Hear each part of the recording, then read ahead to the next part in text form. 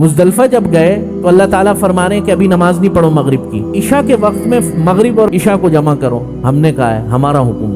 معلوم یہ ہوا کہ میرے اور آپ کے چاہنے کے اندر دین نہیں ہے، دین وہ ہے جو اللہ سبحانہ و تعالیٰ کی منشا ہے۔ اتنی سی بات بس سمجھ میں آ جائے لوگوں کو کہ اسی کو بدعت کہتے ہیں، کہ اپنی سمجھ کے مطابق ثواب کو طے کرنا کہ اس چیز کے اندر ثواب ہے۔ میری سمجھ یہ کہتی ہے، آپ کی اور میری سمجھ کتنا ہی بڑا عمل کیوں نہ ہو وہ سنت نہیں کہلائے گا۔ مفتی صاحب کے بیانات سننے کے لیے مفتی صاحب کے آفیشیل چینل مفتی مجود امین کو سبسکرائب کیجیے۔ محترم سامعین کرام، بزرگان محترم، ذوالحجہ کا مہینہ، مبارک مہینہ شروع ہو چکا ہے، اور میں نے جو آپ حضرات کے سامنے سورۃ الفجر کی ابتدائی آیات کی تلاوت کی ہے، ان آیتوں میں دوسری آیت میں اللہ تعالی 10 راتوں کی قسم اٹھاتے ہیں۔ فرمایا کہ اعوذ باللہ من الشیطان الرجیم، بسم اللہ الرحمن الرحیم، والفجر، قسم ہے وقت فجر کی، ولیال عشر، اور قسم ہے 10 راتوں کی۔ محدثین اور مفسرین کرام، علماء کرام میں سے بہت سے علماء کی رائے یہ ہے کہ یہاں 10 راتوں سے مراد ذوالحجہ کی ابتدائی 10 راتیں مراد ہیں، اور اللہ رب العزت جب کسی چیز کی قسم اٹھاتے ہیں تو اس کی اہمیت اور اس کے تقدس کو اور اس کی شان کو بتانے کے لیے قسم اٹھاتے ہیں۔ میں اور آپ قسم اٹھاتے ہیں کسی شخص کو کسی بات کا یقین دلانے کے لیے، لیکن اللہ رب العزت کو کسی کو یقین دلانے کی ضرورت نہیں، بلکہ اللہ کی ہر بات حق ہے، ہر بات سچ ہے۔ مجھے اور آپ کو ضرورت پڑتی ہے کہ اگر کوئی میری اور آپ کی بات پر یقین نہ کرے تو ہم قسم اٹھاتے ہیں۔ اول تو قسم اٹھانا بہت اچھی بات نہیں ہے، مستقل قسم اٹھاتے رہنا بعض لوگوں کی عادت ہوتی ہے، یہ کوئی اچھی بات نہیں۔ لیکن اللہ رب العزت جب قسم اٹھاتے ہیں قرآن مجید میں، والشمس والضحیٰ واللیل اذا سجا، قسم ہے سورج کی، قسم ہے چاند کی، تو اللہ رب العزت کو قسم اٹھانے کے لیے کسی کو یقین دلانے کی ضرورت نہیں، بلکہ اللہ جو قرآن مجید میں مختلف اشیاء کی قسم اٹھاتے ہیں وہ اس چیز کی اہمیت کو بتانے کے لیے۔ چنانچہ یہاں فرمایا قسم ہے وقت فجر کی۔ وقت فجر انتہائی قیمتی وقت ہے، انتہائی اعلیٰ ترین وقت ہے۔ اقم الصلاۃ لدلوک الشمس الی، کہ اللہ تعالیٰ نے باقاعدہ ان آیات کے اندر وقت فجر کی تعریف فرمائی۔ الی غسق اللیل وقرآن الفجر ان قرآن الفجر کان مشہودا، بے شک فجر کے وقت جو قرآن مجید پڑھا جاتا ہے، اس کو سنا جاتا ہے، اس کی گواہی دی جاتی ہے۔ تو وقت فجر اللہ کے یہاں بڑا محبوب ہے۔ آگے فرمایا ولیال عشر، اور قسم ہے 10 راتوں کی۔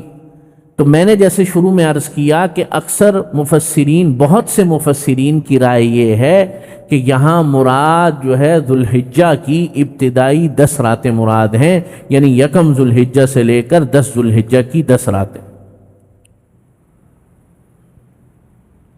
لیکن اگر بالفرض ایک طبقے کی رائے یہ بھی ہے کہ ان 10 راتوں سے مراد رمضان المبارک کی آخری 10 راتیں ہیں، آخری عشرے کی، لیکن بالفرض والمحال اگر یہاں اللہ تعالی کی مراد ذوالحجہ کی ابتدائی 10 راتیں نہ بھی ہوں، تب بھی احادیث میں ان ابتدائی 10 دنوں کی بڑی فضیلت بیان ہوئی۔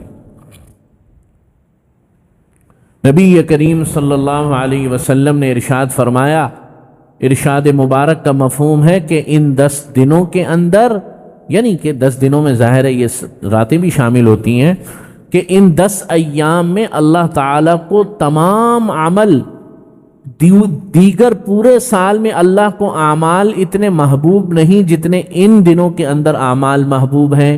مثلا نوافل پڑھنا، صدقات کا ادا کرنا، اور تکبیر و تحلیل کرنا، تسبیح و تحمید کرنا، اللہ کی بزرگی اور برتری کو بیان کرنا، ذکر و اذکار میں مشغول رہنا اللہ کو بڑا محبوب ہے. ایک حدیث میں آیا، آپ علیہ الصلاۃ والسلام نے فرمایا کہ ان 10 راتوں میں، یعنی کہ ذوالحجہ کی، اب یہاں حضور باقاعدہ ذوالحجہ کو بیان فرما رہے ہیں کہ ان 10 راتوں میں سے ایک رات ایسی ہے جو لیلۃ القدر کے ثواب کے برابر ہے. تو سب سے پہلے تو ان 10 دنوں کی راتوں کی بڑی فضیلت. ان 10 دنوں کو اور راتوں کو عام نہیں سمجھنا چاہیے. چنانچہ رمضان المبارک سے لے کر برکتوں کا اور رحمتوں کا اور اللہ تعالیٰ کی عنایات کا جو سلسلہ شروع ہوا تھا وہ ابھی بھی جاری ہے. مثلا آپ کہیں گے کہ درمیان میں تو 2 مہینے آئے، ان مہینوں کی تو کوئی فضیلت بیان نہیں ہوئی، شوال کا اور ذوالقعدہ کا. تو یہاں پر سمجھیے کہ یہ جو دونوں مہینے ہیں انہیں کہتے ہیں اشہر حج. کون سے دونوں مہینے؟ شوال، ذوالقعدہ اور ذوالحج. ذوالحج تو ہے ہی شہر حج، حج کا مہینہ ہے، لیکن ان دونوں مہینوں کو بھی اشہر حج کہا جاتا ہے، شوال اور ذوالقعدہ دونوں کو. کیوں؟ حالانکہ اس میں تو حج نہیں ہو رہا. اس لیے کہ اگر کوئی شخص 1 شوال کو رمضان المبارک یعنی عید کے دن اگر کوئی شخص حج کی نیت سے احرام پہن لیتا ہے تو اس کا احرام معتبر ہے. چنانچہ پرانے وقتوں کے اندر جب سفر 2 مہینے 3 مہینے کے ہوتے تھے تو لوگ شوال میں جو لوگ چلتے تھے تو ان میں سے بہت سے ایسے ہوتے تھے تو شوال میں حج شروع کرنے کے لیے چلتے تھے، ذوالقعدہ کے اندر اپنا سفر شروع کرتے تھے تو احرام باندھ لیتے تھے، اس لیے کہ یہ مہینے اشہر حج ہیں، حج کی تیاری کے مہینے. حج جیسی عظیم عبادت کی تیاری کے مہینے، عجیب عبادت ہے حج.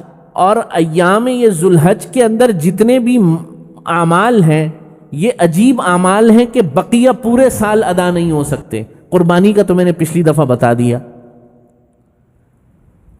ذوالحج حج سے اس مہینے کا نام ہے، خود حج کو لے لیجئے، عظیم الشان عبادت ہے. اس سے پہلے 3 عبادتیں اور ہیں، نماز، روزہ اور زکوٰۃ. چنانچہ یہ تینوں عبادتیں فرض کے علاوہ بھی ادا ہوتی ہیں کہ نہیں ہوتی؟ کوئی شخص نمازیں پڑھ رہا ہے، ابھی ظہر کی نماز مثال کے طور پہ ابھی جمعے کی نماز ختم کر کے اگر کوئی شخص چاہے کہ بھائی میں جو ہے کچھ نوافل ادا کر لوں تو کر سکتا ہے؟ نہیں کر سکتا؟ کر سکتا ہے نا، سوائے اوقات مکروہہ، جو 2 اوقات 3 اوقات مکروہ اوقات ہیں، ان اوقات کے علاوہ ہر وقت نماز ادا کی جا سکتی ہے. کی جا سکتی ہے نہیں؟ اسی طریقے سے لے لیں روزے کو. رمضان المبارک کا روزہ فرض ہے ہر مسلمان پر، جس کو کوئی شرعی اور طبی عذر نہ ہو، لیکن بقیہ پورے سال بھی وہ روزہ رکھ سکتا ہے یا نہیں رکھ سکتا؟ رکھ سکتا ہے. اب یہ جو دن چل رہے ہیں نفلی روزوں کے لیے بڑے اچھے دن ہیں، رکھ سکتے ہیں. اسی طریقے سے زکوٰۃ ہے، جب کسی شخص نے زکوٰۃ ادا کر لی اس کا فرض ادا ہو گیا، لیکن اگر وہ چاہے کہ نفلی صدقات دے تو دے سکتا ہے؟ نہیں دے سکتا؟ دے سکتا ہے، پورا سال دے سکتا ہے، کوئی قید نہیں، دن میں، رات میں، صبح کو، شام میں. لیکن اللہ رب العزت نے یہ عبادت ایسی رکھی ہے، حج کی عبادت، کہ یہ 5 دنوں میں ادا ہوتی ہے.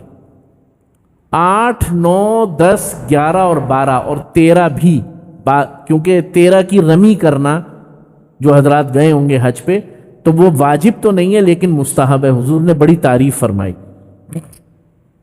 تو کتنے دن بن گئے؟ 8، 9، 10، 11 اور 12، کتنے دن بنے؟ 5 دن۔ ان 5 دنوں کے علاوہ سال کے جتنے بھی دن ہیں اسلامی مہینے 300 تقریباً 60 کے علاوہ، یعنی 5 دن 350 دن، 52 دن، پورے سال کے اندر وہی مینا موجود ہے، وہی مزدلفہ موجود ہے، وہی مقام عرفات موجود ہے، سب کچھ ویسا ہی موجود ہے، لیکن لوگ جاتے ہیں، نہ حج ادا ہوتا ہے، نہ کوئی حج کا ثواب ادا ہوتا ہے، لوگ دیکھتے ہیں، زیارت کر کے واپس آ جاتے ہیں۔ اور ان 5 دنوں میں معاملہ یہ ہے کہ وقوف عرفہ 9 ذو الحجہ کا جو دن ہے، یعنی کہ جو کہ حج کا رکن اعظم ہے، حج کا رکن اعظم ہے، اگر 1 سیکنڈ کے لیے بھی انسان وہاں اپنا وقوف کر لے، یوں کر کے ٹھہر گیا، یعنی دونوں پاؤں اندر کیے میدان عرفات کے اور اگلے ہی سیکنڈ میں واپس نکال لیا، اس کا حج ادا ہوگا۔ وقوف عرفہ میں نا ایمبولینس آتی ہیں، جس دن وقوف عرفہ ہوتا ہے، حج کا رکن اعظم جب ہوتا ہے، تو اس دن بہت سے حجاج ایسے ہوتے ہیں جو بیمار ہو جاتے ہیں، یہاں سے گئے بیمار ہو گئے، ہسپتالوں کے اندر ہے۔ اب سعودی حکومت اللہ اپنی طرف سے پوری محنت کرتے ہیں، بہت زیادہ اہتمام کرتے ہیں، کوئی شک کی شبے کی بات نہیں ہے، تو وہ لوگ پھر کیا کرتے ہیں کہ جو حجاج تھوڑے اسٹیبل ہوتے ہیں، ایک تو وہ ہے نا، اللہ نہ کرے خدا نہ خواستہ کوئی ایسا بیمار ہوا وینٹیلیٹر پہ آ گیا، تو وہ تو ایک الگ چیز ہے، لیکن کوئی ایسا بیمار ہے کہ حج تو ادا نہیں کر سکتا، پیدل چل نہیں سکتا، دوڑ نہیں سکتا، بھاگ نہیں سکتا، ارکان ادا نہیں کر سکتا، لیکن ویسے ٹھیک ہے، بیڈ پر لیٹا ہوا ہے، تو حکومت کی طرف سے باقاعدہ انتظام ہوتا ہے، ایمبولینسوں کے اندر ان کو وقوف عرفہ میں عرفات کے میدان میں لے کے جایا جاتا ہے، بس وہ تھوڑی دیر کے لیے ٹھہرتے ہیں اور واپس پھر ہسپتالوں میں آتے ہیں، ان کا حج ادا ہو جاتا ہے۔ بقیہ جتنے مناسک ہیں پھر اس کی وہ قربانی کرتے ہیں اور دم دیتے ہیں۔ عجیب بات ہے۔ اس سے یہ پتہ چلتا ہے کہ اللہ تعالیٰ فرما رہے ہیں کہ بھائی تم اصل اعمال کے اندر قوت، اعمال کے اندر ثواب، اعمال کے اندر جو چیز پیدا ہوتی ہے وہ تو ہمارے کہنے سے پیدا ہوتی ہے۔ ہم نے کہا کہ 9 تاریخ تو مطلب 9 تاریخ، اس کے علاوہ 10 ہو، 11 ہو، 12 ہو، شوال ہو، ذوالقعدہ ہو، اور دیگر محرم ہو، سفر ہو، ربیع الاول ہو، 1 کروڑ دفعہ بھی وہاں پر چلے جاؤ، تمہارا حج ادا نہیں ہوگا، صرف اور صرف انہی 5 دنوں کے اندر ادا ہو۔ آپ سمجھ رہے ہیں بات؟ تو میں نے جیسے عرض کیا کہ ان ایام میں عبادتیں ایسی ہیں جو کہ اور پورا سال ادا نہیں ہوتی۔ اسی طریقے سے میں نے پچھلے جمعے کو عرض کیا قربانی کی عبادت بھی جیسے میں نے عرض کیا کہ یہ انہی 3 دنوں میں ادا ہوتی ہے، 10، 11 اور 12۔ بقیہ پورا سال قربانی ادا نہیں ہوتی، نہ قربانی کی کوئی قضا ہے۔ اگر کسی شخص کے قربانی رہ گئی اور صاحب استطاعت تھا تب بھی قربانی رہ گئی تو اب اس کی کوئی قضا نہیں۔ بعض لوگ بعد میں جانور لے کر ذبح کر دیتے ہیں تو یہ قربانی نہیں ہوئی، یہ صدقہ ہو گیا، اس نے جو گوشت کاٹا اور لوگوں میں تقسیم کر دیا وہ کیا ہو گیا؟ صدقہ ہو گیا، قربانی نہیں ہوئی۔ قربانی تو وہی 3 دن ہے۔ عجیب اللہ کی شان۔ اللہ تعالیٰ بتلانا چاہ رہے ہیں کہ تمہارے کسی عمل کی کوئی حیثیت نہیں ہے، میرے کہنے، اللہ رب العزت کے کہنے کے اندر ہے جو کچھ ہے۔ اب آپ اندازہ کریں، مسجد الحرام میں 1 نماز کا ثواب کتنا؟ 1 لاکھ نمازوں کے برابر۔ 1 نماز کا ثواب 1 لاکھ، اور مسجد نبوی شریف میں صلی اللہ علیہ وسلم 1 نماز کا ثواب 50,000۔ اب سارے کے سارے 8 ذو الحجہ کو مکے میں ہیں، اللہ تعالیٰ فرما رہے ہیں حرم سے نکلو اور مینا چلے جاؤ، آباد مینا کے میدان میں چلے جاؤ، حرم کو چھوڑو، 1,00,000 نمازوں کے ثواب کو چھوڑو، ہم کہہ رہے ہیں مینا چلے جاؤ، اب ثواب وہاں رکھا ہے حاجی کے لیے۔ یا اللہ تیرا گھر ہے، اس دھرتی پر سب سے مقدس ترین جگہ ہے، یہاں عبادت نہیں کریں؟ نہیں، یہاں نہیں کرنی عبادت، عبادت کرنی ہے، مناسک حج ادا کرنے ہیں، تم حاجی ہو، تمہارا جانا مینا میں بنتا ہے، اب حرم کے اندر جگہ نہیں ہے تمہارے لیے، مسجد الحرام میں۔ اچھا چلے گئے، وہاں کرنا کیا ہے؟ کچھ بھی نہیں کرنا، 5 نمازیں پڑھنی ہے 9 کی فجر تک، 9 کی فجر تک 5 نمازیں پڑھنی ہیں۔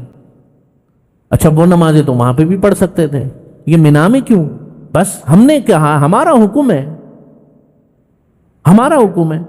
اب وقوف عرفہ کے لیے چلے گئے، وہ بھی ایک میدان ہے، 9 کو چلے گئے۔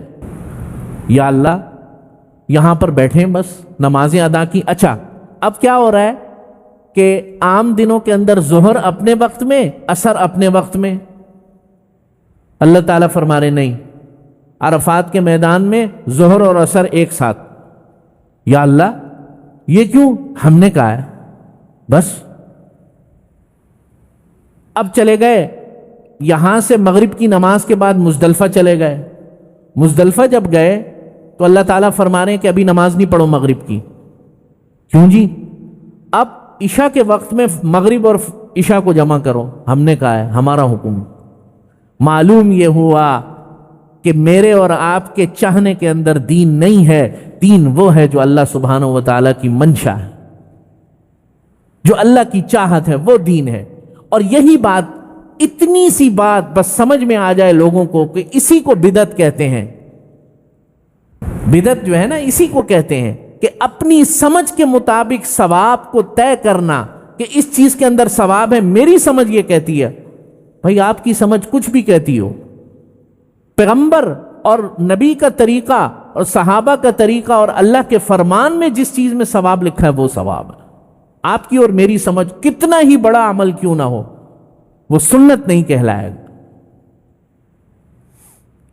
اب مزدلفہ میں رات کا قیام ہے اور کھلے آسمان کے نیچے مزدلفہ میں لیٹے ہوئے نبی کریم صلی اللہ علیہ وسلم مزدلفہ کی رات میں جو ہے آرام فرمایا۔ آپ علیہ الصلوۃ والسلام کھلے آسمان تلے لیٹے اور کچھ دیر آرام فرمایا۔ اور اب ویسے میں اور آپ کسی سڑک پر، اچھا وہاں سڑک بھی ہے اور فٹ پاتھ ہے، جس کا جہاں دل چاہتا ہے، جہاں جگہ ملتی ہے لیٹ جاتا ہے۔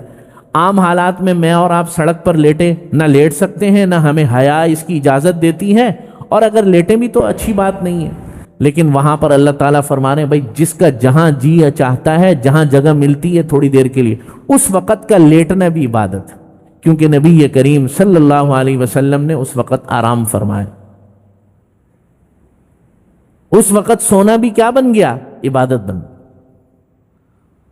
تو یہ تمام مناسک ادا ہو رہے ہیں حج کے، ان میں سے کوئی بھی چیز عقل کے مطابق نہیں ہے، لیکن اللہ کے رسول صلی اللہ علیہ وسلم نے ادا کیا، پیغمبر علیہ الصلوۃ والسلام کے اوپر نازل ہوئے احکامات، بس اب یہ تھی۔ اسی طریقے سے اعمال ذوالحجہ کے اندر ایک عمل جو ہے وہ تکبیر تشریق بھی ہے۔ 9 کی صبح فجر سے لے کے 13 کی نماز عصر تک ہر فرض نماز کے بعد بآواز بلند، اتنی آواز ہو کم سے کم کہ خود انسان سن سکے آسانی کے ساتھ، اللہ اکبر لا الہ الا اللہ واللہ اکبر وللہ الحمد کہنا مردوں پر بلند آواز میں واجب ہے، خواتین کے اوپر بھی واجب ہے، لیکن پست آواز میں۔ خواتین اس میں کیا کرتی ہیں؟ تھوڑی غفلت کرتی ہیں۔ ہم تو چونکہ مسجد میں آتے ہیں تو یاد آ جاتا ہے، لیکن خواتین کو یہ مسئلہ گھر میں سمجھانا چاہیے۔ اب یہ جو تکبیر تشریق ہے یہ بھی پورے سال نہیں ہے، صرف انہی 4 دنوں کے اندر 10، 11، 12 اور 13۔ تو اعمال کیا ہیں؟ اللہ سبحانہ و تعالیٰ بتا رہے ہیں کہ یہ عمل ہم نے کہا تم نے ادا کرنا ہے، انہی وقت میں ادا کرنا ہے۔ تو میرے عزیز دوستوں اور بزرگوں، یہ دن بڑے قیمتی دن ہیں، اور توجہ کریں، توجہ، یہ بڑے قیمتی دن ہیں، اور ان کی قیمت کا پوری وصولی اس طور پر ہو سکتی ہے کہ جتنا بھی وقت ملے، نمازوں سے پہلے، نمازوں کے بعد، دن کے ایام میں، اگر مصروفیات ایسی ہیں کہ جس کے اندر جسمانی محنت بہت زیادہ نہیں ہے، آج کل گرمی بھی بہت ہے، تو روزہ رکھنے کی پوری کوشش کریں، اور 9 کا روزہ تو ضرور رکھیں، 9 کا تو رکھیں، اور بقیہ دن اگر جسمانی مشقت والے آپ کے کام نہیں ہیں تو کوشش کریں، لیکن 9 کا تو جو ہے پورے اہتمام کے ساتھ رکھیں۔ اور یہ ہے کہ جتنا ہو سکے نوافل ادا کریں، دعاؤں کے اندر امت کو یاد رکھیں، پاکستان کو یاد رکھیں، ملک پاکستان کو، ہم مسلمانوں کو، پورے عالم اسلام کو۔ اس وقت جو صورتحال ہے وہ بہت عجیب ہے، بعض جگہوں پر جو ہے بہت غزہ کے مسلمان ہیں، کشمیر کے مسلمان ہیں، اور دیگر امت مسلمہ کا ایک بہت بڑا طبقہ جو ہے، اللہ تعالیٰ ان سب کی جو ہے مشکلات کو آسان فرمائے، اللہ تعالیٰ ملک پاکستان کی بھی حفاظت فرمائے، اور یہ جو اللہ تعالیٰ نے ہمیں فتح مبین عطا فرمائی، پوری قوم کا سر فخر سے بلند ہو گیا، پوری قوم کا نہیں بلکہ پورے عالم اسلام کا، پورے عالم اسلام کا۔ کل میری ایک دوست سے بات ہو رہی تھی دبئی میں، کہنے لگے واللہ العظیم، قسم اٹھا کر قاری صاحب کہتا ہوں کہ لوگوں کے بات کرنے کا انداز بھی بدل گیا ہم سے۔ تو میں نے اس کو کہا، میں نے کہا اللہ کے بندے، یہ آپ کے سوچنے کی بات کیا ہے؟ یہ تو اللہ کے نبی کا فرمان ہے کہ جب کوئی قوم عزیمت پر عمل کرتی ہے، جہاد فی سبیل اللہ کے لیے ہتھیار اٹھاتی ہے، خالص اللہ کی رضا اور اس کی خوشنودی کے لیے، مسلمان ریاست کے دفاع کے لیے اور مسلمانوں کے دفاع کے لیے، اللہ تعالیٰ اس کو برکات عطا فرماتا۔ وہ برکات رزق کی صورت میں ہے۔ اور جس دن یہ ہوا 10 کا معاملہ جس دن ہوا نا 10 مئی کو، اگلے دن 11 مئی تھا، اور اسٹاک ایکسچینج میں 10,000 پوائنٹ بڑھ گئے۔ پاکستان کی 75 سالہ تاریخ میں ایسا کبھی نہیں ہوا۔ اور بھارت کے جو ہے 10-12 ہزار پوائنٹ نیچے گر گئے۔ 1 پوائنٹ 25 کروڑ روپے کا ہوتا ہے، اب آپ خود ہی اندر کیلکولیٹر میں نہیں آئے گا۔ تو یہ جہاد کی برکات ہیں۔ کس کی برکات؟ دین کے لیے، عزیمت کے لیے اللہ کی برکات ہیں۔ اللہ رب العزت کے ہم پر انعام ہے، اللہ رب العزت کا بہت بڑا کرم ہے۔ اس کا یوم تشکر جو پچھلے سے پچھلے جمعے ہوا، یہ صرف اس دن کے لیے نہیں تھا، بلکہ یہ ہر وقت جب بھی آپ کے ذہن میں خیال آئے مملکت کے لیے، ملک کے لیے، جیسے کیسے حالات بھی ہوں، اللہ تعالیٰ اس ملک کو قائم و دائم رکھے، ہر قسم کی اندرونی اور بیرونی سازشوں سے اس کی حفاظت فرمائے۔